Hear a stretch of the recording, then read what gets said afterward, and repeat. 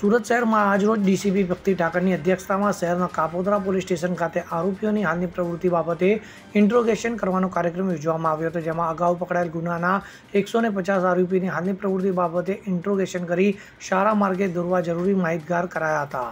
શહેરના એ ડિવિઝન વિસ્તારના કાપોદ્રા અને સરથાણા પોલીસ સ્ટેશનોના MCR હિસ્ટ્રી સીટરો, લિસ્ટેડ બુટલેગરો તેમજ શારીરિક સંબંધી તથા મિલકત સંબંધી મારામારી, ગેસ રિફિલિંગ, SMC કર્મચારી પર હુમલો કરનાર એવા ગુનામાં અગાઉ પકડાયેલ 150 આરોપીઓની હાલની પ્રવૃત્તિ બાબતે ઇન્ટ્રોગેશન કરી તેઓને સારા માર્ગે દોરવા સારું જરૂરી માહિતી કરવા અંગેનો પ્રોગ્રામ કાપોદ્રા પોલીસ સ્ટેશન ખાતે રાખવામાં આવ્યો હતો।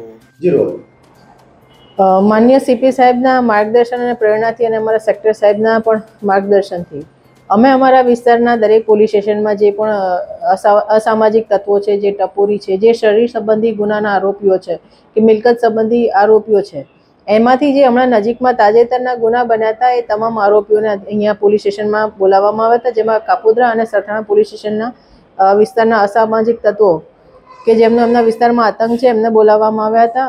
અમારી સાથે અમારા ACP, અમારા બંને PI તમામ હાજર હતા અને તમામને સૂચના આપવામાં આવી છે કે હવે પછી જે પણ ઇલીગલ કામ કરે છે એ કામ છોડી દે અને બીજું કોઈની સાથે મારામારી કે પણ ના કરે। જો મારામારી નહીં કરશે તો એમની સામે કાયદેસર કડક કાર્યવાહી કરવામાં આવશે અને કોઈની દાદાગીરી અહીંયા ચલાવી લેવામાં નહીં આવે। અને સામાન્ય એક્સિડન્ટમાં પણ જે મારામારી કરે છે એવા આરોપીઓને પણ બોલાવીને સૂચનાઓ આપવામાં આવી છે કે આ બધું અહીંયા ચાલશે નહીં। નરેશ સિમરણ સાથે CN24 ન્યૂઝ સુરત।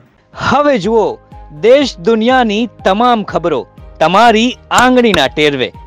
ઉઠાવો મોબાઈલ અને Google Play Store પરથી ડાઉનલોડ કરો અમારી CN24 ન્યૂઝ મોબાઈલ એપ।